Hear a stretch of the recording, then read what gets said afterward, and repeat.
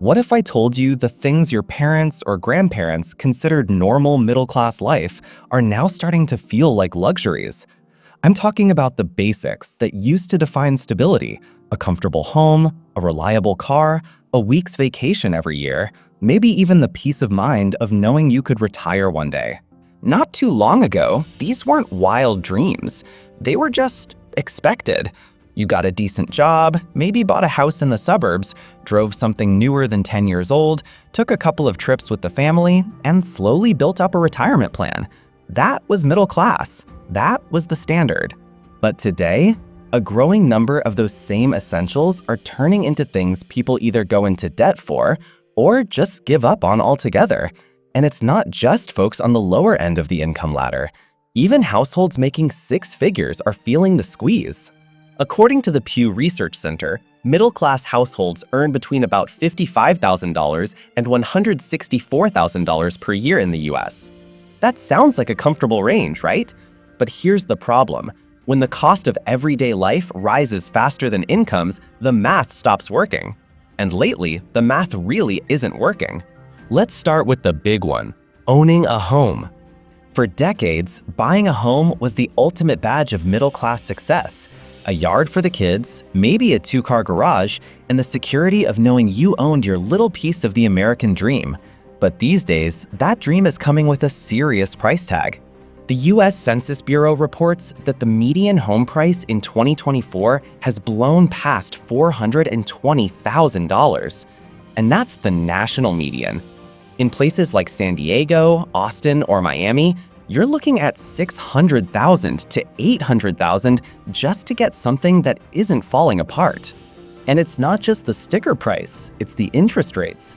Back in early 2021, you could get a 30-year fixed mortgage for under 3%. Now, more like 7%, and they haven't budged much. That alone can add hundreds, even thousands to your monthly payment. Let's put that in perspective. On a $420,000 home, at 3%, you might have been looking at roughly $1,770 a month for principal and interest. At 7%, more like $2,800. And that's before you add property taxes, insurance, HOA fees, and repairs. Suddenly, you're in the $3,000 to $4,000 a month range. And here's the kicker. According to Redfin, only 16% of homes on the market right now are considered affordable for the typical household making the median income. 16%. The rest, out of reach unless you stretch yourself thin or have help from family money. Sure, you can buy with a small down payment, but that means a bigger mortgage, higher monthly bills, and a greater risk of ending up house poor, where you technically own a home but have no money left over for anything else. And that brings us to another middle-class staple that's not so simple anymore: owning a car. Once upon a time, getting a new or gently used car every few years was a no-brainer. It was just part of life. Now, it's more like deciding whether you want to take on a second rent payment. The average price of a new car is hovering around $47,000, according to Kelley Blue Book. That's more than what many Americans earn in an entire year. And used cars, not much better, averaging about $26,000. But here's where it gets ugly. It's not just about buying the car. Insurance rates are climbing, maintenance costs are higher, and even basic repairs can make your wallet cry. A set of tires that might have cost you $600 a few years ago, now it's $900 or more. Financing is brutal too. For people with less than perfect credit, auto loan rates can easily hit 10 to 15%. That's how you end up with monthly payments that feel like a mortgage. Let's do the math. Financing that $47,000 new car at 8% interest over 72 months, 6 years, means about $824 a month. And many buyers are stretching their loans to 84 months just to make payments manageable. The problem is, you end up paying way more in interest, and you're often upside down on the loan, owing more than the car is worth for years. So yeah, a reliable new car isn't the default anymore. For many, it's a calculated risk that can weigh on their budget for most of a decade. And here's something you might not have thought about. Even vacations, those once-a-year getaways to recharge, are starting to look like an extravagant splurge. It used to be normal for middle-class families to take a week's vacation somewhere nice, maybe a beach trip, a theme park, or visiting relatives across the country. Now it's a line item on the budget that can feel impossible to justify. Data from Budget Your Trip and NerdWallet shows that a week-long vacation averages about $2,000 per person. For a family of 4, that's $8,000. And that's if you're not going too wild. Airfare, hotels, rental cars, meals, it all adds up. Even budget travel isn't that cheap anymore. You can cut corners, sure. Maybe stay somewhere less fancy, skip certain activities, or drive instead of fly. But gas, lodging, and food still eat up a chunk of cash. Even a simple weekend road trip can cost hundreds once you factor in everything. Vacations used to be about relaxing and making memories. Now, for many, there's something you save for over years, or skip entirely, because the money just isn't there. So in just these 3 areas, housing, cars, and travel, we're seeing a pattern. The basics of the middle-class lifestyle haven't changed in theory, but in practice, they've become harder to reach, harder to keep, and a lot more expensive to maintain. And here's the thing, these aren't luxuries in the way a private jet or a designer handbag is a luxury. These are the markers of stability, the stuff that defined making it for generations. Now they're slipping further out of reach, even for people who are doing everything right. When kids and retirement break the budget. Let's be honest, raising kids has never been cheap. But in 2024, it's starting to feel like you need a second full-time income just to cover childcare, and sometimes even that isn't enough. Here's the reality. According to TrustedCare.com, daycare costs in the US range anywhere from about $540 a month on the low end to as much as $1,500 on the high end per child.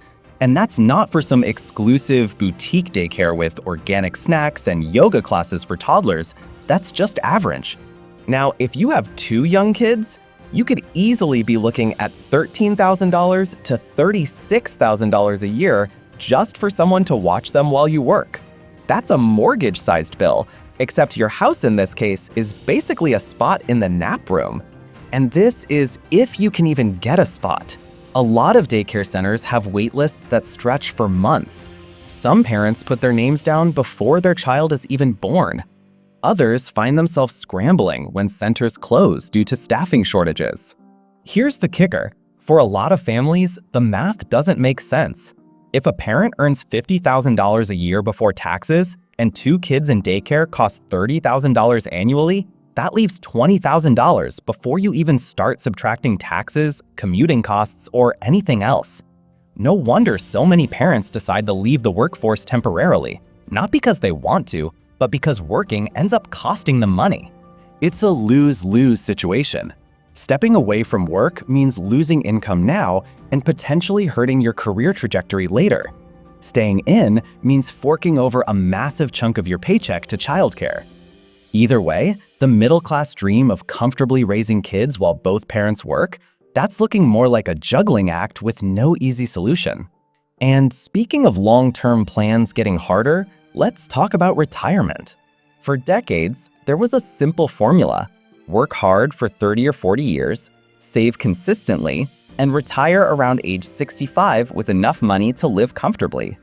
That formula is now, well, let's just say it's looking a little outdated. The Federal Reserve reports that the median retirement savings for people aged 55 to 64 is about $185,000. That might sound like a decent chunk of change until you do the math. Let's say you retire at 65 and live until 85. That's 20 years. Even if you live modestly, $185,000 divided over 20 years is just $9,250 a year, less than $800 a month, and that's before taxes. Unless you're planning on eating instant noodles every night and never leaving the house, that's not enough. And remember, that's the median, meaning half of people have less than that. It wasn't always this way. Not too long ago, pensions were common. You worked for a company, and when you retired, they sent you a check every month for the rest of your life. You didn't have to think about investments or the stock market, you just retired. Now, most pensions are gone, replaced by 401ks and IRAs, which sound fine in theory, but they put all the responsibility and all the risk on you. You have to figure out how much to save, where to invest it, and how to make it last. And if you started saving late, or if the market takes a dive right when you retire, you're in trouble. Social Security helps, but it's not designed to fully replace your income. The average monthly benefit is around $2,000. That's definitely helpful, especially if both spouses are receiving it, but it's not enough to cover all your expenses in most parts of the country, especially with healthcare costs rising. The result? Many people are pushing back their retirement age, not because they want to keep working into their 70s, but because they have to. What used to be the golden years is turning into the keep working years. And here's where it all ties together. When housing, cars, vacations, childcare, and retirement savings all cost more than ever, it's no wonder that saving and investing, the final piece of the middle-class puzzle, has become an afterthought for so many. According to a 2024 Lending Club report, 62% of Americans are living paycheck to paycheck. And that includes 45% of people earning over $100,000 a year. This isn't just a low-income issue anymore. It's creeping right into the heart of the middle class. Bankrate adds another sobering fact. More than 1/3 of US adults have more credit card debt than emergency savings. That means one medical bill, one car repair, or one job loss could throw them into financial chaos. And here's the thing. It's not always because people are careless or bad with money. Sure, financial literacy is an issue. Most of us were never taught how to budget, invest, or manage debt in school. But even for people who do know the basics, the problem is that there's just not enough left over at the end of the month to save meaningfully. So the traditional middle-class playbook, buy a home, raise kids, save for retirement, enjoy a few vacations, is getting harder to follow, even for households earning what should be a comfortable income. Why the middle class is feeling the squeeze and what you can do about it. So here's the big question. Why are so many of these things that used to be standard for middle-class families now feeling like luxuries? The easy answer is inflation, but that's only part of the story.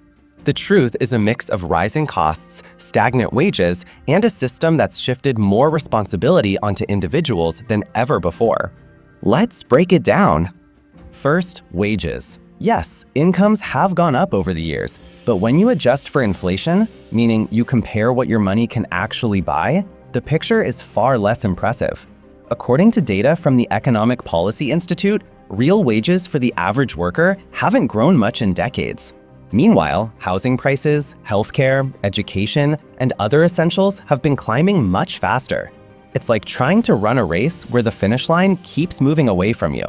Second, debt has become the silent tax on the middle class. Whether it's mortgages, auto loans, credit cards, or student loans, the cost of borrowing money has gone up with higher interest rates.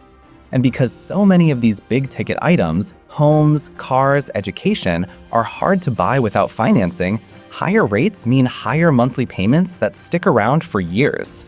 Third, the safety nets that used to make middle-class life more predictable are thinner than ever. Pensions? Almost extinct. Affordable healthcare? Depends on where you work and live. College tuition? Through the roof, which means many parents are either taking on debt themselves or watching their kids start adulthood with a massive financial burden.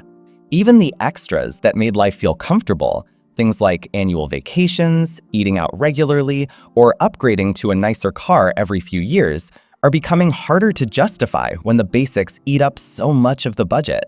Now, remember, this isn't just about people making bad choices. Sure, there are always stories of folks living beyond their means, but the broader trend is systemic.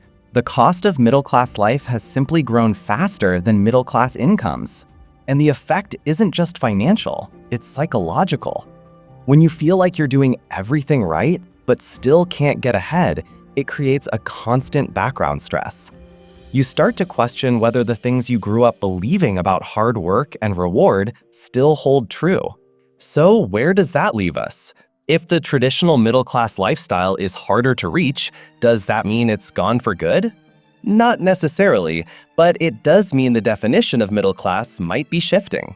For some, it might mean prioritizing stability over ownership, renting instead of buying, driving an older car a few more years, or skipping vacations in favor of local, low-cost experiences.